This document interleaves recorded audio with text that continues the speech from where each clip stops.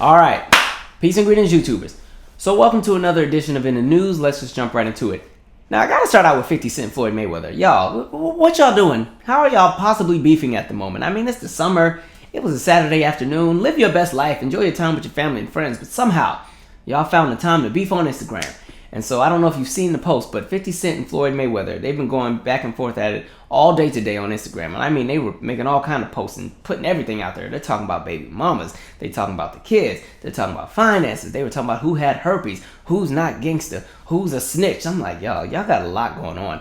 And the part that got me the most is Floyd Mayweather wrote this long dissertation. And I mean, in this dissertation, he had said, your baby mama don't want you. The kids don't want you. You haven't had a hit in however many years. That's why Interscope dropped you. Even on Power, if your character were to be written off the show, everybody would still watch because nobody's watching Power for your character. I said, dang. Then he said, don't make me say where you got the herpes from and your house is falling apart because you can't afford to maintain it and you live in an apartment in Jersey. I said, not the apartment, though. You put all the business out there. But then, in response, 50 was like, you ain't even write that anyway because you can't read. I was like, damn. My God. I ain't even want to laugh. Like, I don't know if you remember, Floyd Mayweather was trying to do a radio placement for the Breakfast Club one time. And the audio leaked of him doing the different takes. And he had a really hard time reading the script. And I mean, I'm not going to lie. It was funny for that first take, or that second take. It was funny for them first two. But when it got to that 12th, and that 13th, and that 14th, and I realized, wait, this dude actually can't read. I was like, no, that's not even funny. Like, because for me, it became something bigger and more symbolic of a larger issue that's bigger than Floyd Mayweather, the individual. And it stems around the issue with the lack of resources when it comes to education, depending on the zip code and the area code that you live in. So I couldn't even laugh like I wanted to. But anyway, I mean, they were really going at it. But here's the thing. I'm not pressed about the beef because it's not that important to me. My real concern is this. 50 Cent, I need you to figure out what you're going to do with that character Tariq on Power. Because Tariq is running up my blood pressure every episode. That first episode of this new season, when I tell you I wanted to jump through the TV in the first the last 5 minutes of that episode, Tariq is a problem. That is one stressful character to follow. Like, it's the stress of like being on a plane when you're about to land and then all of a sudden the plane goes back into the air. That is the most stressful, nerve-wracking mess. Like, real talk, like a few weeks ago, we were landing. That's when I was coming back from New Orleans. We were landing, and I don't know what happened, but we're like right here. And out of nowhere, the plane, we went back in the air. I was like, okay. Whole life, I was reevaluating my life. And then the worst part, if you ever fly into DC and you fly into Reagan Airport, depending on your approach, you don't see the land until you touch the ground because a lot of times you're flying over the Potomac River because you fly in from the Alexandria, Virginia side. And so half the time you think you're about to land in the water anyway, so you're already trying to plot how you're going to make it out, and you looking at who's sitting at the emergency exit on the plane, and you're like, nah, they're going to move too slow. I'm going to have to jump over 3 seats to get up out of here. But man, that's the kind of stress Tariq brings. Like, man. Anyway, so that's that. Let me jump to something a little bit heavier. So let's get into Roseanne. So Roseanne, as you know, she made the tweets about Valley Jared a few weeks ago and made the comparison with the Planet of the Apes. And of course, didn't look good. Came off as very racially insensitive and very racist. She lost everything. Lost her mind too, based on this video. You told me this 300 times. Do you know that if... That's what my tweet was about. I know. You've explained this literally 300 times. I thought the bitch was white. God damn it! I thought the bitch was white! Fuck!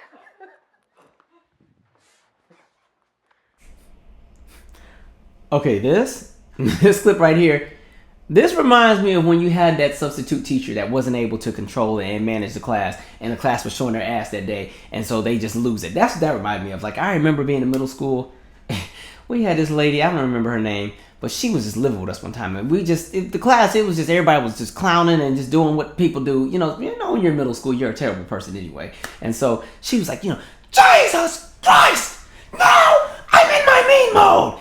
And the whole class, we were like just fell out dying. Like, that was the funniest thing. I felt bad for the lady, but that's what that reminded me of. You're supposed to keep your composure when you're trying to get back into good graces with people. And the problem with Roseanne is Roseanne already, I was going to say she's never been challenged before, but she has. She's been challenged a lot of times, especially after that national anthem. And she's always been met with a lot of public scrutiny. But right now, Roseanne is on some other stuff. I don't know what drugs she might have done back in the day that fried her brain in the last 10 years, but she's a totally different person than Roseanne I remember from back in the day. But the other thing is, like, when you're trying to get back in good graces, a lot of these other celebrities who do really stupid things and they try to win people back over, they do what I like to call the BS Olympics, where they go on to whatever public platform, they talk a little bit softer and try to be a little bit more calm and collected and just make it seem like there was just a really big misunderstanding. And, if we can all just come together and try again, that kind of like, I can't remember her name. It's one of them little televangelists or them little gospel singers. It was a white woman, but she was often marketed to black people.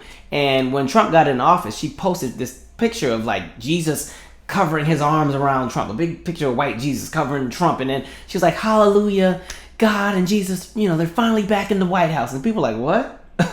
Wait a minute. And so everybody lit into her, and so she went and did her little PR damage control, and so she went on Erica Campbell's morning radio show, and she put on that fake BS Olympics voice, and I just was saying what God had said to me, and I would hope that all of us can love. And I was like, you were so foolish. Anyway, that's what Roseanne was supposed to do, to be honest. Roseanne looked crazy though. She gave me the crazy substitute teacher. Really what she gave me, she reminded me of that God warrior lady on Trading Spouses. Remember the lady? She was like the really religious person, and she went to the people's house, and they were like some atheists, and they did like the astrology stuff, and then the lady had like a whole meltdown when she got back home with the, she's not a Christian! Sluggets! Gargoyles! Like, I needed your prayers! Like, she was cussing out the whole family. That was the funniest episode. You got to go back and watch that, because I remember the family had like the balloons and everything. Like, they about to have a big surprise party. And she came in and cussed the whole family out, saying they weren't praying for her hard enough. She couldn't feel their prayers reaching to her at the other people's house. I was like, yo. And then they brought her back on for another episode, but this time they made her go to like, she went to New Orleans, and she had to stay with this family that was kind of like a black nationalist movement, fight the man kind of family. And that was anyway, back to my point. But yeah, so Roseanne, I don't feel bad for you. Her argument is that she thought the woman was white. And my thing is, even if you thought the woman was white, the problem where she messed up was the week that all this happened. Roseanne retweeted so much nonsense and continued to write and endorse all these different ideologies and tweets and statements that endorse the idea of what she said before, that, that was rooted in racism. She sat there and let all these people who were racist as hell make all these additional comments about Valerie Jarrett and this, that, and the third, and she retweeted it and she liked it and she said it. So it's like, no, you're not apologetic about it. And even if you thought she was white, you didn't correct yourself. You rolled into it. You thought your privilege was going to get you far enough because your name was Roseanne and everybody, was kissing your behind at the time, and it didn't work in your favor. And now you're over here with a cigarette, losing your mind, like you lost the world. And listen, I don't feel bad for you. And it's bad because I'm not going to lie. Roseanne used to be my show back in the day, like the original one. I haven't watched the new one, but the old Roseanne, I'm not gonna lie, I enjoyed it. It was a great show. The writing on it was brilliant, but hell, you done messed that up. She just really lost her composure. Then she over there screaming at the person. That's how you know when you mess up. That's how you know when you're in the wrong, when you can't even hold your composure. You telling yourself. That's what I tell these little kids I work with, like especially them 5 and 6 and 7-year-olds. When they come in there and they start telling on each other, you can always tell which kid actually did the crime because they give themselves away because they don't know how to maintain their composure. Mr. Michael, so-and-so did so-and-so. And then the kid's like, no, I didn't! I'm like, yeah, you tell on yourself. Go in there and sit down. Go sit down. Hot mess. Anyway, I don't know if you guys have seen the clip of Whoopi Goldberg versus Jean Pirro on The View. I'd post a clip, but I don't want that kind of fight with ABC. I don't want that smoke. So, yeah, I'm not in their tax bracket, and getting clearances for their stuff to post on these little YouTube things is a hot mess, so we ain't doing that. But anyway, in the clip, they're having their whole debate, and, Jean Pirro, she works for Fox News. She used to have a court show back in the day, but now she works for Fox News, and if you've ever seen her show, she says a lot of crazy things. She's one of the people who like to pretty much... She markets herself to the dumber demographic of America. I'm not trying to call people who I am. But she markets herself to the dumber demographic of America. And she likes to use fear-mongering. And, pretty much everybody's a villain. Everybody's dangerous. Everybody's going to rape your babies and kill you and this, that, and the third. And remember Obama was a Muslim terrorist and this, that, and the third. And blah, blah, blah, blah, blah, and blah, blah, blah. And so she went on the show. Near at the end of the segment, somehow they got in this argument. She told Whoopi Goldberg, she's delusional about Trump or some stuff like that. So Whoopi Goldberg was like, what? Whoopi lit into her. It's so good too. Please go watch the clip. I'll post a link of it in the comments, not in the comments, in the description. But no, that's a very entertaining clip. I said, finally. And it was funny because nobody wanted it with Whoopi that day. I was like, good, get it. And Whoopi, I'm half and half with her because she always says a lot of stuff that pisses me off sometimes when it comes to just the experience of blackness, because I think sometimes her viewpoints are very dated and she doesn't understand. Like, she's one of those people where, I don't know if it's because she got blacklisted after she said some stuff about Republicans back in 2003, but I noticed that a lot of times when there's anything that deals with the plight of the black struggle, she walks on the eggshells when she talks about whatever it is that she has to talk about. I will never forget that time her and Rosie O'Donnell got into the argument. And Rosie O'Donnell had said, listen, there's an attack on young black men in this country, and they are endangered because of, white fear, this, that, and the third. And Whoopi shut it down like, no, that's not what it is. Da-da-da. Racism is when you call somebody the N-word. I was like, now, Whoopi, you are too old and you know better. But it's okay. Anyway, and then Faith Evans. randomly got married to Stevie J. I didn't know they were dating. I don't watch Love and Hip Hop, so I don't know if she's on that show with them or not. But that's random. I guess kudos to her. Be happy. The thing I was more concerned about, Faith, you don't got to tell everybody what you do behind closed doors. That statement you said about Biggie Smalls, you could have kept that to yourself. We didn't need to know that. Okay. Now it makes sense why she didn't have any extra ad-libs on Heartbreak Hotel with Kelly Price and Whitney Houston, okay? Because Faith did her part, and then the rest of them went to that mic and smelt it like, nope, she ain't doing no more. Don't let her buy that mic no more. That's it. She done. But on a more serious note, I don't know if you guys have seen this story. There was pretty much like a tourist boat. It's called like the Duck. A lot of cities have it where it's like it can drive on land and also ride in the water. And a lot of people get on it and they do like city tours and everything like that. But there was a family in Missouri. Well, it was actually more than a family. It was like the boat capsized. Long story short, they were in a lake. Somehow, storm hit.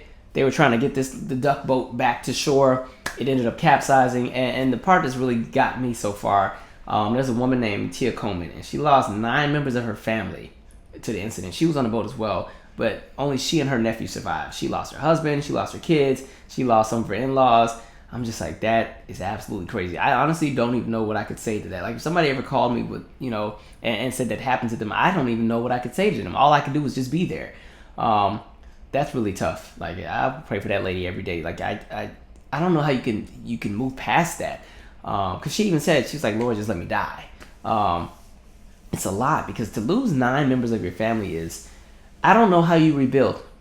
I've never really... Most of the important people in my life who I've lost in the last few years, and it's only really been 2 or 3 people, and it's been spread out. It wasn't 9 people all at once, because I don't know what kind of therapy you can go to. I don't even think therapy can fix that, because you're literally in a position where you have to literally start everything over. Everything how you operate, your comfort zone, all of that. Your safe spaces, everything changes. Your new normal is so foreign to you, and it's like, how are you able to function with it? So she's going to need some serious help, because that's a lot, especially when you lose your kids and your husband. You've lost your spouse, the love of your life, and you lose your children. That's, man, I don't even know what to say. I remember one of my teachers had a situation like that years ago. In Alaska, they had a really bad earthquake, I think in 68. It might have been 60, or 64 or 65. Really bad earthquake. I want to say it was like 9.0 on the Richter scale. And he lost all of his siblings, both of his parents, and like most of his childhood friends in that earthquake. And it pretty much he had to go to therapy for years. He ended up developing a stutter. So anytime that he was anxious or, triggered, he would always stutter, like really, really bad. He said that like he was never able to get over that. And mind you, at the time when he was telling us this was like years ago, but he was probably about 60 years old then. And he was saying how he never was able to, he was just never the same. And so he never married. He never really did anything. He said he liked to teach because he just liked to be around, youth, because it kind of gave him memories of when he was a teenager. I was like, yo, that's really sad. So I don't even know what to say in that situation. Some people were trying to say some nonsense about, well, black people need to know how to swim. First of all, if you saw the clip of the boat in the water, even if you can swim, you're not going to make it out of that, because one is the currents are too strong. They're going to pull you down anyway. And mind you, that was some insensitive mess anyway. Folks always want to be critical at the wrong times. This is not the moment to try to say what somebody should have done, because to be honest, half the time if you end up in a situation, you're going to end up doing something that doesn't make sense anyway. Okay, like I remember I was in Chinatown, and I always talk all this trash when I watch the horror movies, like, when the crazy guy's coming to kill the person. I'm like, run!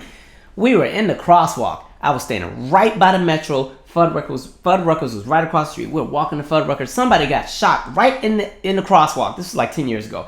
And I just froze because it like happened right in front of us. And like everybody's, and I'm just, my friend's like, Michael, let's go. I'm like, oh, okay. Because in my head, I'm like, wow, did somebody just get shot right in front of me? Right here in front of all these people? Like my brain was like doing that, like in front of all these people? Why would they do that? Am I really seeing this? Like I really didn't move. And they had to like snap out of it. Let's go. And I mean, everybody just sprinted. But the good thing was like police were like right there. So they just jumped in and swarmed in. Nobody died or anything. It was, I think the person who got shot, it wasn't anything life-threatening. Because I don't even think it made the news that night. But that's crazy. So I hope the Tia Coleman person, I don't know what to say. That's really tough. Sometimes when people have a situation, you don't even have words, you just be there for them. So if you personally know her or anybody affected by that, because her family weren't the only ones who died, and there were other people who died, or if you know anybody, just be there. You know what I mean? Just be there, even if you just got to sit in a room with them. Sometimes that helps. Sometimes you don't even have the words to say. Sometimes it's better to just be quiet.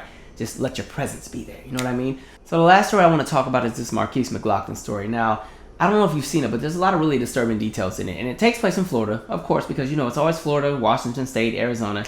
Those are the three states I say that always have the most, I was going to say the F word, the most nonsense going on, in my opinion. I mean, all the states got stuff going, but those three seem to just really take the cake. But in a situation, you have Markeis, his girlfriend, and her 5-year-old son. They pull up at this convenience store.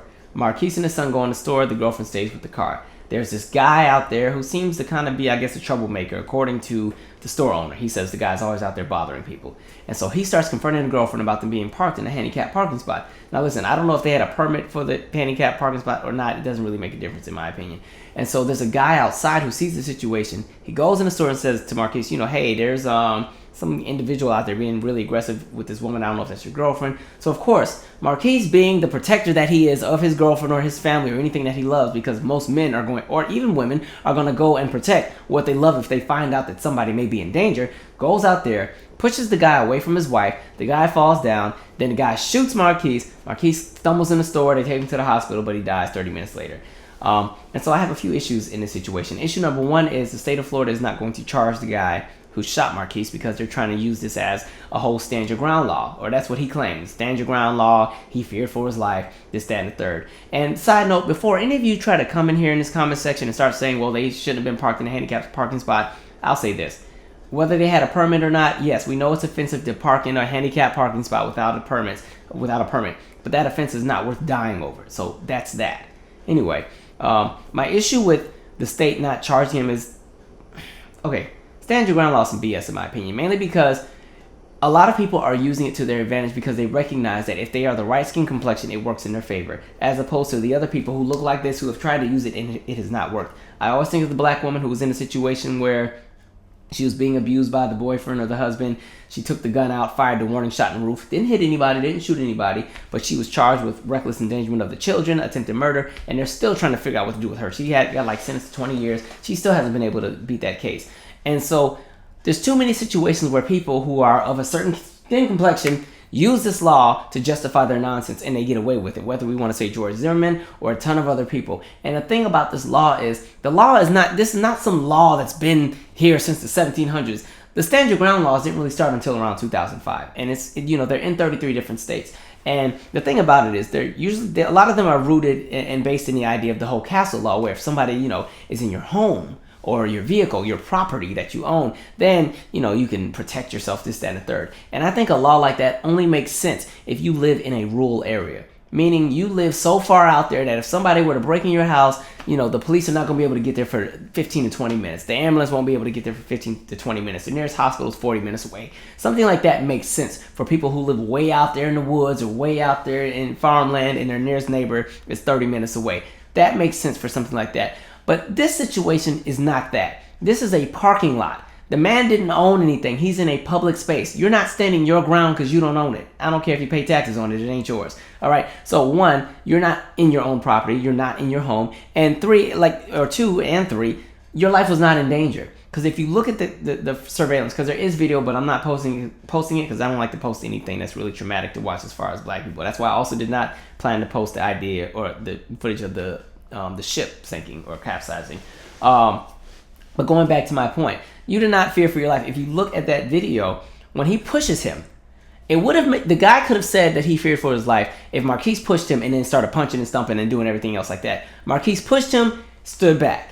Markeis gave him that look like, listen, this can turn into something bigger, but it doesn't have to be. So I pushed you because, you were by my girlfriend. Now go about your business and mind yours. That's literally what he had to do. So that man had a choice to either walk away or continue to be an aggressor. He decided to continue to be an aggressor, but be more aggressive than the actual aggressor by pulling out a gun. That's why I don't think stand your ground works, because a lot of people who try to claim self-defense or standing their ground, the laws with self-defense are this. Self-defense works up to a reasonable standard. If you and I get in a fist fight, I punch you in the face. You can't shoot me in the face with a gun the next day, especially if you're bigger and taller than me. It doesn't make sense because, long story short, you're supposed to meet me with whatever I met you with, or unless your life is really in danger. If you and I are in a fist fight, you can't claim self-defense if you shot me after I punched you in the face. You can't claim self-defense if you stabbed me after I punched you in the face. You can claim self-defense if you punched me after I punched you in the face. That makes sense. That's why George Zimmerman's case didn't make sense, because it was, I was being jumped and he shot the boy. It's self-defense. Okay, right. In this situation, the man was just pushed. He wasn't even punched. A push. Okay, the man could have come out there and punched him in the throat, punched him in the back of the face. He pushed him, and somehow that push, just because he felt his life was in danger, he shoots this man. And so that's the issue. That law, it works in the favor of certain groups of people, but not others. And people are taking advantage of that law. A lot of people who look this complexion recognize that the law works in their favor. And when you talk, and I say that solely because when that law was created, the legislation and the language that was pushed out there was the good guys versus the bad guys. And we already know who the bad guys were. It was black people. It was minorities. That's the way that it was pushed, because you had all these different neighborhoods where you had a lot of white people who felt that they weren't safe because different groups of people were moving in, because, hey, there's different groups of people who just, some of them got better jobs and were able to live in a neighborhood that they thought was only exclusive to them. And so now they don't feel safe. And so the idea of good guys versus bad guys started to really come out. And of course, you already had the NRA doing that mess with the gun rights and everything like that. And so stand your ground is rooted in it's rooted in a lot of very racist ideologies. And so it's been enforced that way. And so now you're seeing so many people go out of their way to start problems. This man started a problem with the guy and his wife. That guy came out there to protect his wife or his girlfriend. This guy started an issue. If you really felt some kind of way that they were parked in the handicapped spot, I'm not going to say you could have called the police, because then I still would have did a video about it. But you know what I mean? Just there's too many people that are trying to police each other. That guy on that sidewalk, like I said, he's one of those people that would probably try to make a citizen's arrest if he could with somebody. I don't understand, but there's issues with that. That law is some BS. It really it's getting under my skin. That poor little boy had to watch his dad die over some nonsense because somebody couldn't mind their business again. Like, I need y'all to start minding y'all business. Seriously. If whatever somebody's doing is not putting harm towards anybody, nobody's in danger, mind your business. You know what I mean? If somebody's not crying out for help, I suggest you mind your business. If you're going to jump into something, you better make sure it's justified in what you're doing. And so you have too many people doing that. Like, I remember I watched it on Dateline. There was a situation with this guy. I guess he didn't like his neighbors. They were always having big parties. Some little college-age kids having parties. This guy was older. He purposely got his gun, went over there.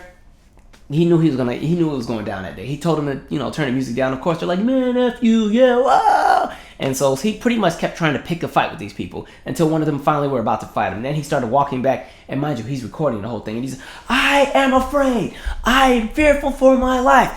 Boom, boom, boom, and shoots the person. Mind you, he ended up going to jail because they're like, no, you went out there trying to start something. And no, absolutely not. Plus, the people he shot, they were shot in the back. So it wasn't like they were being the aggressors. But Florida, get it together. Y'all need to charge that man. I don't agree with the whole stand your ground. You can't stand your ground. Like, it's frustrating. It's really frustrating. I'm going to say that. Again, if the law is rooted in the idea of property, you're not on anything. This is not your property. And then the other issue I have with the store owner is, if this guy has always been problematic, why didn't you have the police make sure that he can't come to that property if he has a history of harassing people? You know what I mean? So it's kind of like that blood is somewhat on your hands as well. So I'd boycott that store too. But anyway, that's my 2 cents. Oh, okay, subscribers, I promise. Tomorrow I will upload my 2 cents on Essence Festival, because at this point the festival was 2 weeks ago. But anyway, I'm out. Subscribe, share your 2 cents.